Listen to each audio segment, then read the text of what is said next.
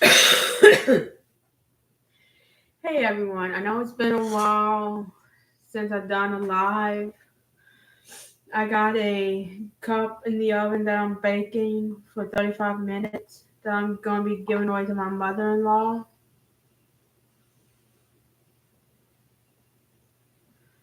Um, that I had just made myself while I had painted it. I'm looking at my phone real quick. Just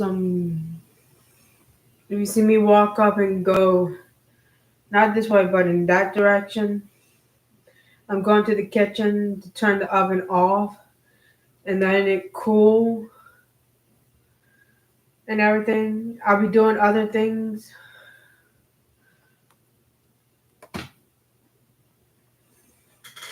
I'll be right back. I don't want they to fall.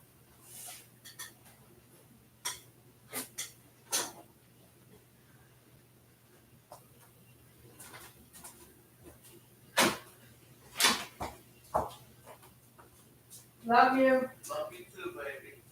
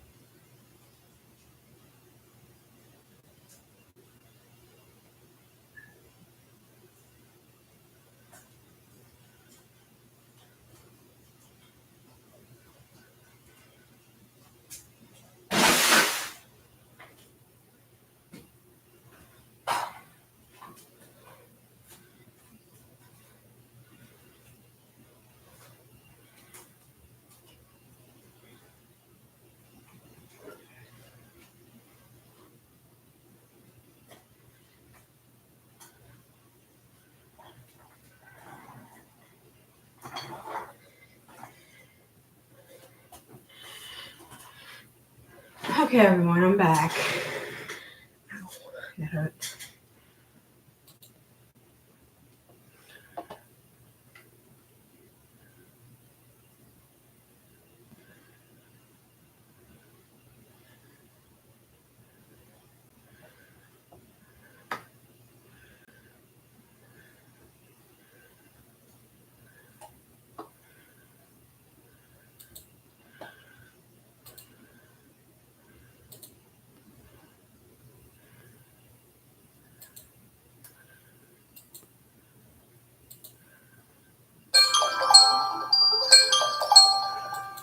Well, that would be the pot being, not the pot, the um, cup being done.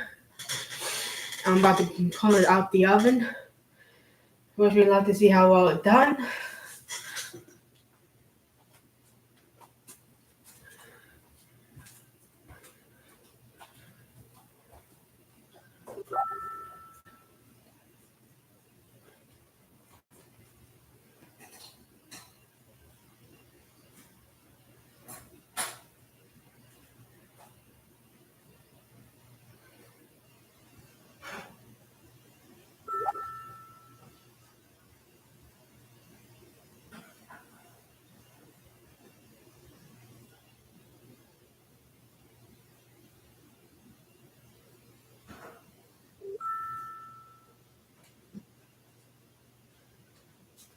Okay, I'm back. It came out good, except for the flower petals on one of the flowers in the heart. But oh well.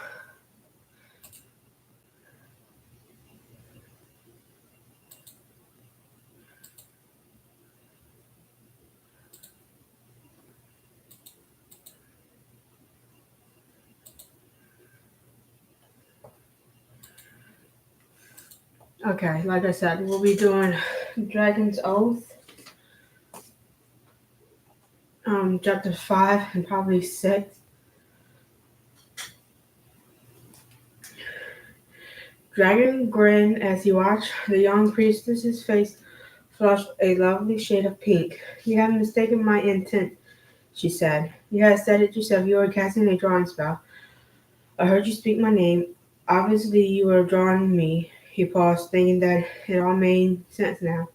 No wonder I left my shawl and the rest of the warriors and walked home by myself from the docks. I thought it was because of Bill. He watched me before I left for the vampire game, so I already knew he didn't like me.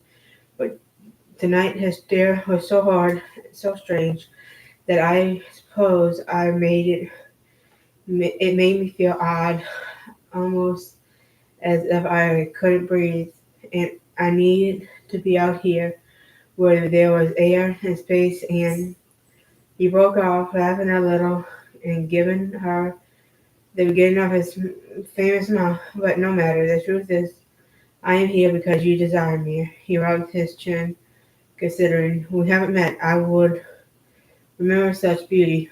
Was it my reputation for powers with the sword that has piqued your interest, or was it more personal kind of powers that Brian, I don't desire you.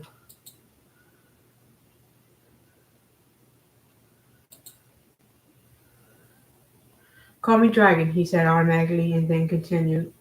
Of course you do. You just admitted your drawing spell. You need not be embarrassed. I'm flattered, Real Dragon, she said in a way that he thought very on sarcasm. I am embarrassed, but not because of you. I'm embarrassed for you.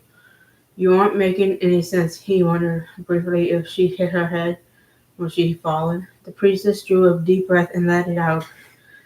That any an exhausted sigh that she offered her hand and forearm to him, saying, "Marry me, Brian Dragon Lankford. I'm priestess. I'm Professor Anastasia, the new priestess of spells and rituals at the Tower Grove House of Night. Marry me, Anastasia," he said, grabbing her forearm. bare forearm, which was soft and warm to his touch. Professor Anastasia, she corrected him. Too soon she released her grip on him and said, "You aren't meant to know about this spell. Because you don't want anyone to know you want me, including me," he added silently to himself. "No, the spell has nothing to do with wanting you. It's the opposite, actually," she said, and then in the voice that sounded as if she was lecturing a classroom of fledglings, she continued. "This is going to sound unkind, but the truth is I am here to cast what amounts to an anti-Dragon Lankford spell." Her words took him aback. "Have I somehow done something to offend you? You do not even know me. How could you dislike me?" "It isn't that I dislike you," she said quietly. She said quickly, as almost as if she was trying to cover something up. "Here is the truth of the matter. Is the fortnight I have been teaching at the Tower Grove House of Night. 15 fledglings have come to me to ask for love spells with which to bespell you." Dragon's eyes widened. 15, really? He paused and took a mental note count. "I only think of 10 girls who could want me to bespell me." The professor didn't look at all amused. "I would say you underestimate yourself, but I do not think you but I do not think that is impossible. So I just assume you are better at swordplay than addition.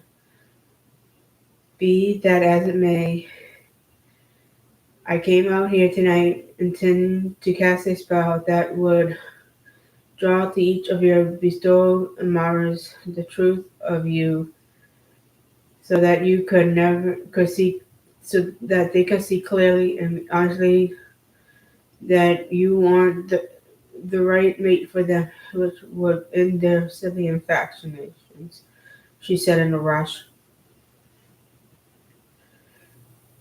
He couldn't remember the last time he hadn't been surprised. No, that wasn't true. The last time he felt this kind of so deep surprise was that night had been illustrated to reveal the most head of the masthead of a ship in a new life. He shook his head and said the first thing that came to mind. "This is hard for me to believe. You really dislike me. Women usually like me quite a lot, actually, obviously. This is why 13 of them asked me to bespell you." He cried. "I thought you said 15 before." 13 girls, 2 boys," she said dryly. "Apparently boys like you quite a lot, too." Unexpectedly, Dragon laughed. "There you have it. Everyone likes me except you. What I do not like is the thought that so many impressible young fledglings are fascinated with you. It's simply not healthy. Not healthy for whom? I feel just fine." He smiled at her, then turned on every bit of his charm. Dragon thought he saw her stern look relax a little, and through his big turquoise eyes softened, but her necklace dashed cold water all over him. "If you were more mature, you would care about others' feelings," he spoke. "Really, I'm almost 20." Dragon paused and looked at her up and down apparently. "How old are you?" 22, she said, lifting her chin. 22. That's too young to be a professor and too young to be a lecturer, being more immature. And yet I am your professor of spells and rituals, and someone should lecture you about what you would be if you acted older. Who knows, with a little guidance you might grow up and be a warrior of intelligence and honor. I have just returned from games where I earned the title of Sword Master. I already have intelligent G and honor, even though I'm not yet a fully changed vampire. You can't even win intelligence and honor from games. You can only earn them from living a full life dedicated to those ideals. Her eyes held his and realized that she wasn't speaking to him with condescension. She sounded oddly sad and almost defeated. And Dragon had no idea why that made him suddenly want to say something.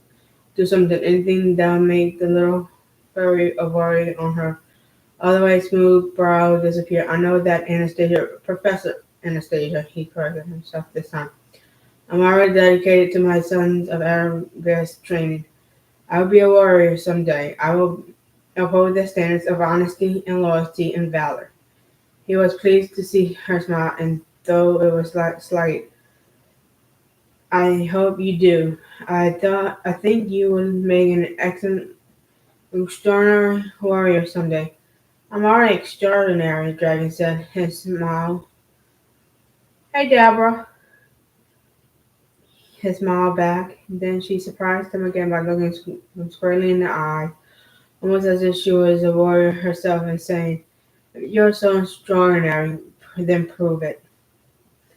Dragon banished his sword and then bowed to her. Hand fisted around his held president to his chest, then, just as if he was a full son of Arab's warrior and she his priestess. Send me on a task. Point me at the bear I must slay to prove myself worthy. This time her smile was full. Dragon thought it was lit up her already beautiful face with a happiness that seemed to glow around her. Her mouth, with its full lips tilted upwards, distracted him so that he had the blinking confusion and said, "What, me?" And he realized she was pointing directly at him. Even a vampire who was too young to be a professor should be able to see that I am not a bear. I was assuming you were speaking metaphorically when you asked me to send you on a quest to prove your worth. Quest, he blinked. He'd been kidding. What was she thinking? Well, I suppose it doesn't really qualify as a full quest, but if it is a way you can prove to me that you're extraordinary. He took a swaggering step forward. Now this one more like it. I'm already I'm ready to do your bidding, my lady, he said in his most charming voice. Excellent. Excellent. Then come over here to my altar. You're going to help me cast the spell, his swagger. And you want me to help you with a spell that will make girls dislike me? Do not forget the two boys. And the spell won't make them dislike you. It will make them see you more clearly because it will get rid of their haze of infections for you. I have to tell you, this sounds a little dodgy to me. It seems a lot like cutting my arm off to prove that I'm an extraordinary swordsman. You do not have to help me. She turned her back to the altar, fussing with the element candle and then the three little velvet bags that sat beside the candles and chalice of food. Dragon shrugged and started to walk away. It was no matter to him that this odd young priestess was set on making his love life difficult. So what if 13 veterans were no longer interested in him? He didn't count the guys. One thing he learned since he first discovered the pleasures of women was that there were always women who wanted him. He had even started to chuckle to himself when her next words drifted across to the status between them. Actually, pay no mind to my request. You should be getting back to the house tonight. Dawn approaches. Most dreams will be already in their beds. He stopped and whirled around, wanting to spit fire at her. She spoke to him as if he was a child, but she didn't realize how her words had affected him. Anastasia was still puttering around the altar, her back to him, as if she had already completed erasing Dragon Lankford from her mind. She was wrong about him. He wasn't a child, and he didn't like honesty or loyalty or valor. He showed her by. Then he heard himself saying, "I'll stay and help you with this spell." She looked over her shoulder at him, and he saw surprise in something else. something that might have been pleasure and warmth in those big blue eyes, but her voice was nonchalant. Good. Now come over here and sit there and on the edge of the rock, she pointed. Be careful not to disturb the altar cloth or knock over a candle. Yes, my lady. Anything you say, my lady, he muttered as he joined her. As she raised a brow at him, but he didn't say anything and went back to arranging the candles and kneading the altar. Dragon studied her while she worked. His first impression of her, uh, she was a beauty, petite, with long, weed-colored hair that fell straight and thick to her waist. But even though she was small, she still had a gorgeous curves, which he could easily see through her sheer linen top and flowing blue skirt. He didn't usually pay attention to what women wore. He preferred his women naked. But Anastasia's clothes was decorated with shells and beads and fringe, making her look brave and otherworldly and effective. That he was enchanted by her tattoos, which were graceful vines and flowers, so exquisite in detail they looked real. All right, I'm ready to begin again. Are you? Asked. He blinked and shifted his attention to the altar, not liking that she had caught him staring. I'm ready. Actually, I'm looking forward to hearing the names of the fledglings who had full off spells. He turned his gaze from the altar to her to meet hers, being sure he put a challenge in his voice. Anastasia looked remained unruffled. Because you are aiding me with the spell, I won't need to call the fledglings names. Your presence and cooperation add enough strength to my casting that it will affect anyone distracted by you, who has been distracted by you. Dragon Lankford, it sounds like it's a good thing. I don't have a lady love at this moment. What we about to do would certainly mess that up. No, it wouldn't. Not if that person was truly interested in you, and not some overblown image of you. You make me sound like an arrogant ass, he said. Are you? No, I'm just me. Then this spell will not affect anyone who just wants you. All right. I understand. Let's get this over with. What do you want me to do? She answered with a question of her own. You haven't taken 3 years of spells and ritual classes, haven't you? No, I have. Good. Well, I'll mix the spell work herbs in your hand. Hold it up like a cup. She demonstrated with her own, like this. The herbs touching you will help lend strength to the spell. Do you think you could manage the completion of at least some of the parts of the actual spell work if I lead you through it? He stubborn his irritation. She didn't sound patronizing. She sounded as if she hadn't actually considered the possibility that he might enjoy class, might be actually good at anything besides swordplay. Professor Anastasia was in for a surprise. You have to ask, you must not have checked out my classwork from what I recorded from the previous spells and rituals professor. He said blandly, hoping that his tone would make her believe that she would have found one standard standard grade after another. The young priestess sighed heavily. No, I did not. So all you really know about me is that how infatuated some of the other fledglings are with me. Her eyes met his, and again he saw an enormous motion he couldn't identify in their cornflower depths. I know that someday you will be a warrior, but That does not mean you are a cast spell. It does not mean you can cast a spell. All I can do is give you my word. All I will do my best tonight. He said, wondering why it mattered at all to him what she thought.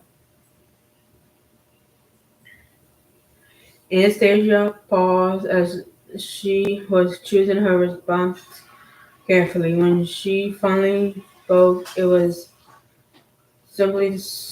simply, thank you, Brian. And she bowed her head slightly respectfully to him. Call me Dragon, he said, trying not to show how much that one small sign of respect had affected him. Dragon, she repeated. I'm sorry I keep forgetting. It's just that Brian seems to suit you. You will know that Dragon suits me were you on the other side of the sword, he said, and then realizing how arrogant he must have sounded, he added hastily, not that I would ever attack a priestess. I just meant that if you saw me during a sword fight, you would understand my nickname. When I fight, I become the dragon. That's probably what won't happen anytime soon, she said. You truly dislike me? No. I have. It has nothing to do with you. I dislike violence. I was raised. Anastasia broke off, shaking her head. That has nothing to do with the drawn spell. We need to keep focused. Let's begin. Take 3 deep, slow breaths with me and clear your mind, please. Dragon didn't want to. He wanted to ask her about how she'd been raised, about what had happened to her that had made her dislike violence so much. But the 30 years of spells and rituals training had made him automatically following her lead and breathing along with her. The circle's already cast. We won't need to redo that, she said, taking a thick braid of brown grass from the altar. Anastasia asked him, do you know what this is? Sweet grass, he said. Good. Do you know what it's used for in spell work? He's making himself haste, as if he had to think hard to remember things. Clearing in negative energy, Brian purposely made the answer into a question. Yes, that's correct. Very good. Anastasia spoke to him like he was a first-year fledgling. He hid his smile from her, which held the braided grass over the green earth candle. It relit easily, and then whiffling a clockwork around them. She turned to him and said, I began with Sweetgrass to cleanse the space. She paused, giving him an exterior look. And a negative energy must leave this place. With no hesitation, he said the rest of the opening spellwork line that completed spell cleansing. She beamed her pleasure in a sweet smile that made his breath catch in his throat. The dragon was suddenly very glad he always been especially good at spells and rituals. Anastasia placed the smoking braided back on the altar, and then she took a pinch of herbs from the first velvet bag. She walked to him and he cupped his hand up for her palm cupped as she showed him. Anastasia sprinkled the bits dry leaves, whose smell was familiar to him, not just because he recently had the thing blown in his face, but also because he actually had spent the past 3 years paying attention in class. So when the priest says awareness and clarity come with the leaves of bay, pause and glance at him, it was automatic, easy response for him to complete the line with, through earth we call their power today. She rewarded him with another sweet smile before going to the second ballet bag. She turned to sprinkle dry needles over the bay leaves. Cedar, from you it is courage, protection, and self-control I seek. Lend us your shirt so that the spell may not be weak. He said it quickly, not waiting for her pause. This time, Anastasia's smile seemed thoughtful, which made dragons feel so satisfied. More than a little smug, he was sitting there, smiling, knowing that the last ingredient of his spell would be salt to bind it. When the priestess shocked him completely by reaching for and resting her hand softly on his head, he felt a jolt of her touch and his gaze went to hers. Her eyes widened and her voice definitely sounded breathless as she said, "A part of the spell should come from you." She paused, and this time all he could do was sit there, silent with his paws pounding as her hand slid down towards his cheek, so that it is cast straight, strong, and true. Her slim white fingers wrapped around several strands of his hair that escaped from a tight piece of leather that held the rest of it back out of his way. Then she tugged hard and plucked several strands from his head, which she dropped into his waiting palm. Dragon resisted the urge to yelp and rub his scalp. Only then did she return to the third velvet pouch and come back with the crystals of salt. But she didn't sprinkle them over the mixtures in his hand. Instead, she took his other hand and led him from where he was sitting on the altar rock, slowly as she still had his hand in hers. The two of them began to walk clockwise around the glowing candles. Anastasia's voice changed as she got into the heart of the spell. Dragon couldn't complete the lines of her for her because they'd been never heard. He never heard this particular casting, but she spoke and they moved around the stone. He could feel the power of the spell would wash over them.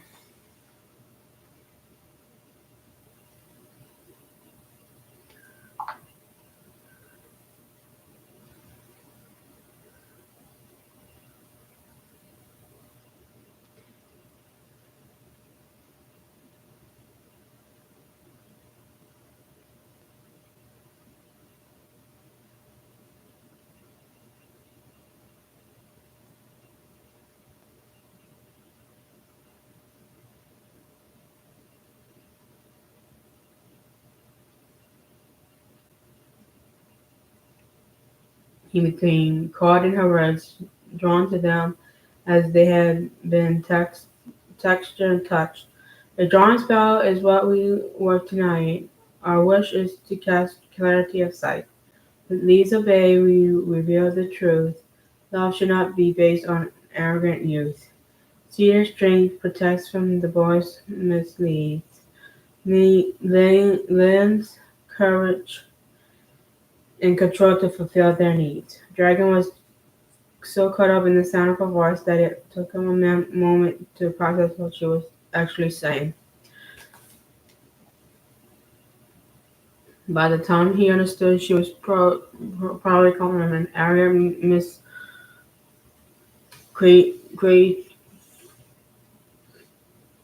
They come to a halt before the red fire candle and she turned to face him, cradling his face and cradling his hand that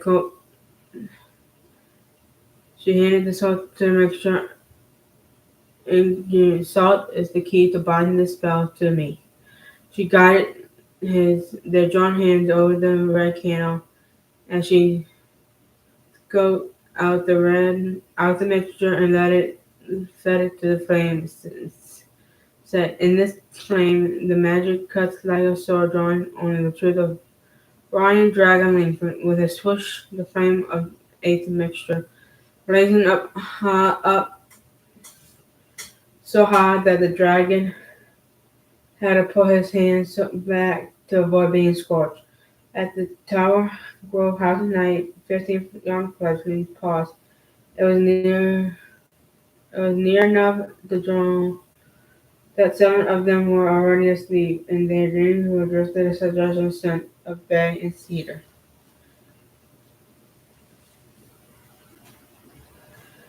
Then it is true Dragon Lankford's future will not touch you. Sally Mackenzie was giggling with her roommate, Iris, and talking about how handsome Dragon was when suddenly she cocked her head and told Iris, I think we should change our minds. He is brave, he is strong, but for both of us, Dragon Lankford is wrong. Iris, her giggle still strong and nodded in agreement. Both girls blew out their bedside light, went to sleep feeling more slightly uneasy.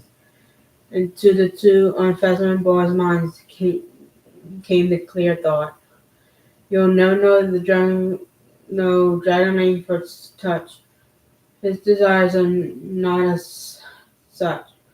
One fledgling wept quietly into his pillow. The other stared at the full moon and wondered if he ever will be loved.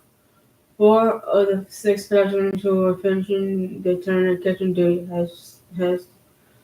hesitated at their work. Camille looked at Anya, and Bertrand said, "I'm too smart to believe Dragon would ever give me his heart." Anna gasped and dropped the porcelain cup she was holding. It shattered into the stone so I would believe if I found love in his bed. But and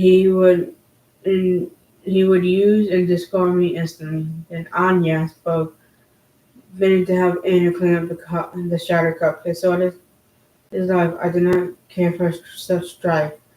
Next to Beatrice's face lost all its color, and she whispered, "A human consort is my fate. With a vampire, I will never fail by my true mate."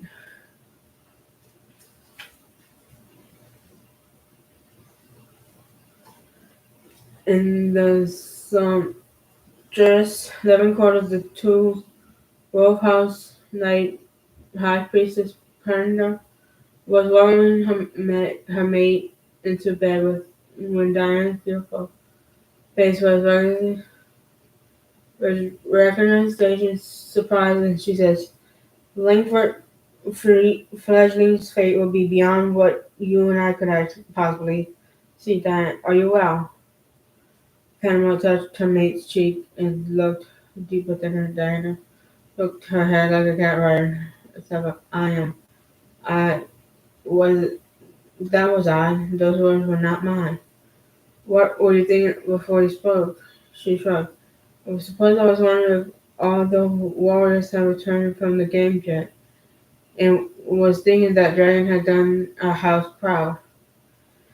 The high priestess nodded. "Suddenly understand it is Anastasia's spell. It had been drawn the truth about Dragon to those who were thinking about him at, at its casting. Dragon is not. I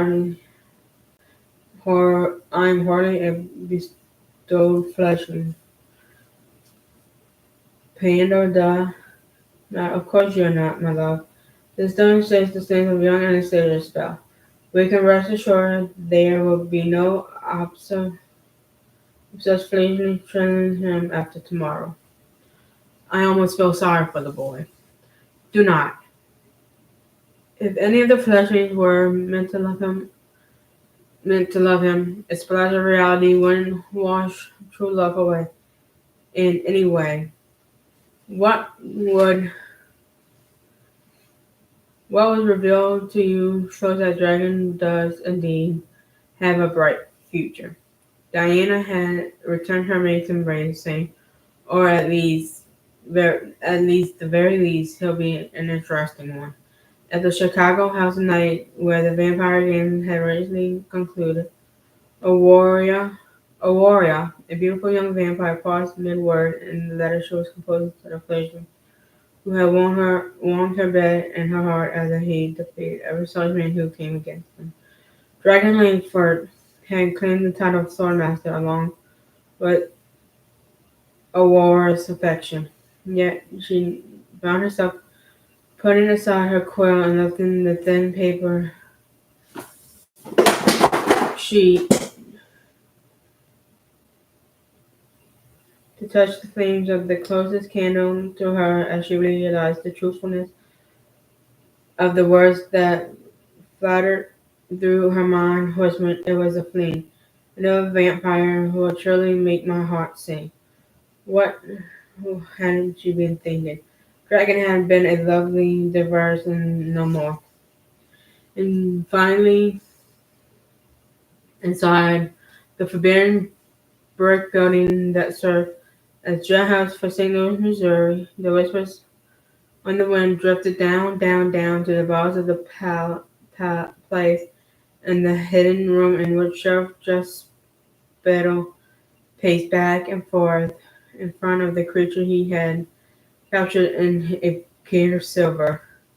He didn't actually talk to it so much as talk at it.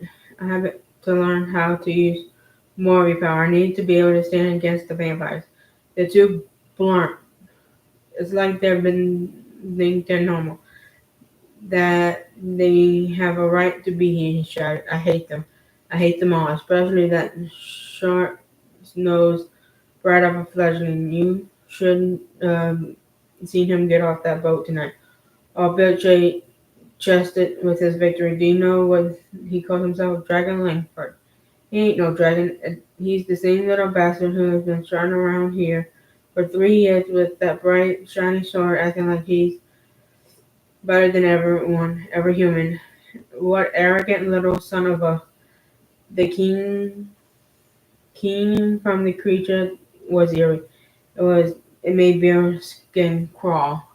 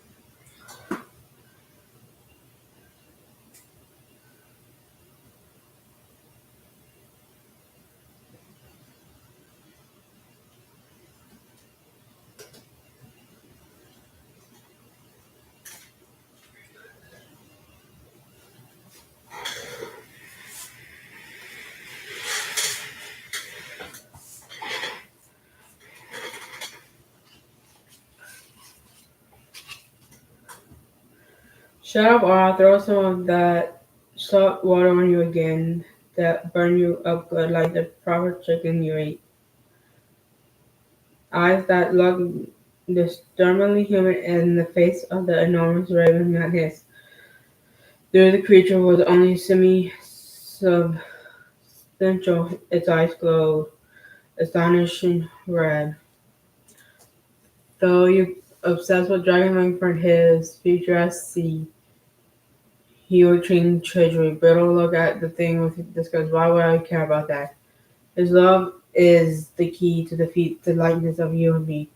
What are you talking about, foul beast? If Dragon is allowed to burn the bright, he will exalt the dark light. Then caused Buttle to pause. He tapped his semi-structural man breast as it absorbed the last bit of strength from a dying Indian shaman. The old Ruskin had managed throw his strange cage of silver around the creature, but the shaman had been too near death to recover from the creature's attack when Beetle had happened by the old man's shack. The old man's last words had been, "Burn, sweet grass the ward off. The cage with turquoise stones, throw it in the barrel of salt water so that it can never take another's power." Little Hen quickly thought he'd be damned if he wasted his time following old dead Indians' orders. He started to go, leaving the body and the thing in the cage for the next passerby to clean up. Then the creature had turned its red eyes on human eyes, almost repulsed as he was fascinated. Widow had moved closer to the trying to see exactly what the thing was. It was then Berta saw them, the moving darkness within the shadow surrounding the thing. He came closer to the cage. It was then that Berta felt that the power that shot from the creature through the cage along the floor to the dead man, and there it paused and hovered, and then descended into the blood that had pooled on the ground around his mouth. Something that wiggled, shadowy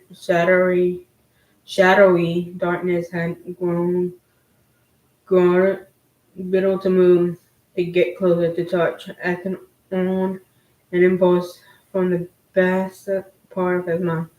Biddle stepped between the cage and the dead man, wandered into the strands of darkness. Remembering Sheriff Biddle closed his eyes in ecstasy. The pain had been cold and sharp and immediately, but so had been the power and pleasure that he swelled through him as some of the darkness had been absorbed through his skin and into his soul. Biddle had destroyed the creature. He had kept it in it fed it blood, but only occasionally. Because what if by feeding that thing got stronger just like Biddle did? What if it managed to break through the cage of silver?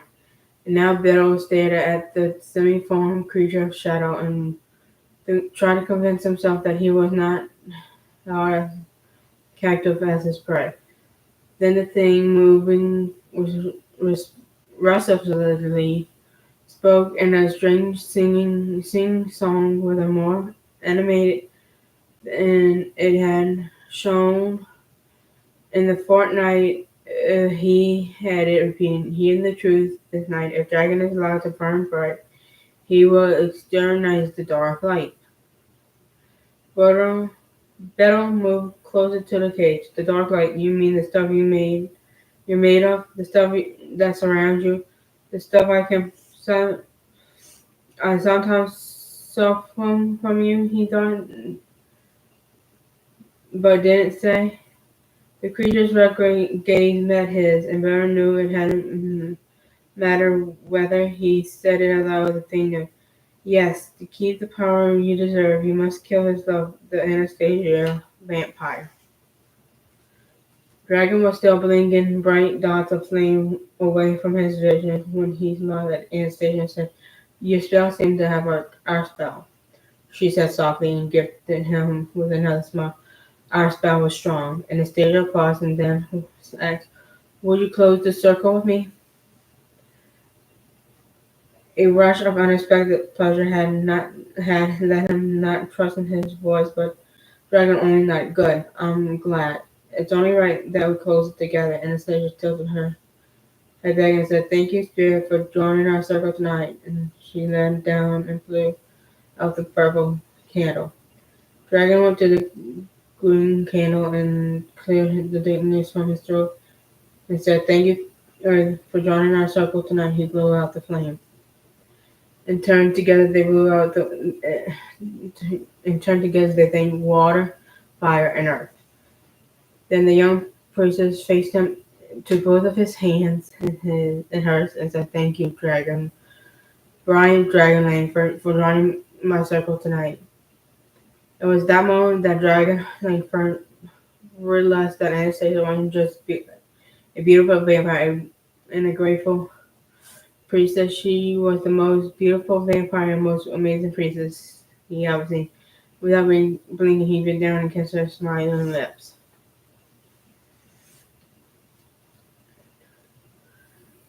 Chapter 6, which I think I'll be doing tomorrow because I'm getting a little tired from reading. I put chapter 5 and 6 in the title, I think. I can find that.